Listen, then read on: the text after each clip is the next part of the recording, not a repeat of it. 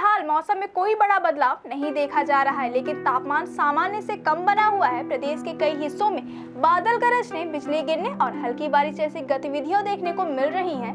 मौसम विभाग के अनुसार शुक्रवार यानी 14 जून से प्रदेश में मानसून फिर से सक्रिय हो सकता है। इसके चलते राज्य के दक्षिण और मध्य हिस्सों में स्थित 14 जिलों में येलो अलर्ट जारी किया गया है। इन इलाकों में 50 से 60 किलोमीटर प्रति घंटे की रफ्तार से तेज हवाएं चलने, बिजली गिरने और बौछारें पड़ने की आशंका है।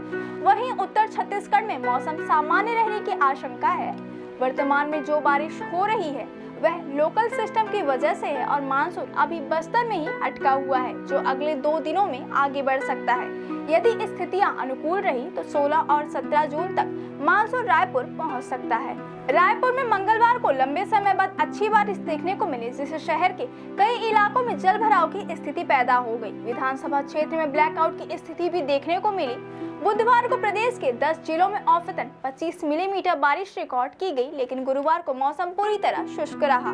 इस दौरान सबसे ज्यादा अधिकतम तापमान 38.6 डिग्री सेल्सियस दुर्ग में और सबसे कम न्यूनतम तापमान 24.4 डिग्री सेल्सियस जगदलपुर में दर्ज किया गया। जून की अब तक की स्थिति देखें तो राज्य के 33 में से 27 जिलों में बारिश सामान्य से कम रही। केवल 6 जिलों में ही वर्षा सामान्य या उससे अधिक दर्ज की गई है। पूरे राज्य में औसतन 51% कम बारिश हुई है, जो खेती और खासकर खरीफ फसलों के लिए चिंता का कारण बन सकता है। हालांकि मौसम विभाग का कहना है कि जून महीने की शुरुआत सामान्य तौर पर गर्म रहती है और 10 से 12 दिनों तक बारिश की गतिविधियां धीमी होती हैं।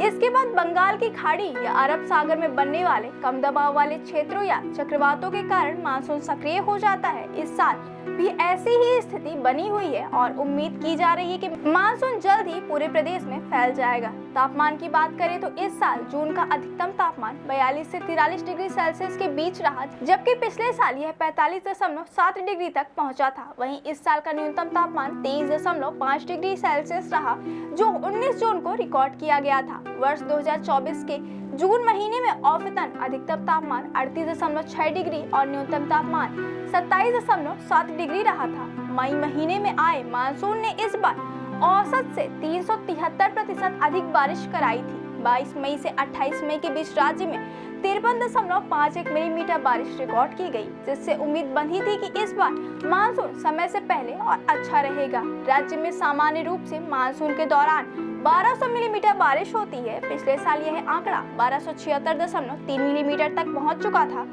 आमतौर पर मानसून 1 जून को केरल पहुंचता है, लेकिन इस बार यह 8 दिन पहले यानी 24 मई को ही पहुंच गया था। यदि यह तय समय पर वापस लौटता है तो मानसून की कुल अवधि लगभग 145 दिन की होगी। हालांकि पिछले कुछ दिनों में मानसून ब्रेक की स्थिति बनी हुई है और यदि यह स्थिति लंबी खिंचती है तो जल्द शुरू हुआ मानसून भी अपेक्षित लाभ नहीं दे पाएगा। फिलहाल राज्य में किसानों और आम जनता की नजरें अगले 2-3 दिनों में मानसून की रफ्तार पर टिकी हुई हैं। यदि अगले कुछ दिनों में मानसून सक्रिय होता है तो जून के अंत तक बारिश की स्थिति सामान्य होने की उम्मीद की जा सकती है।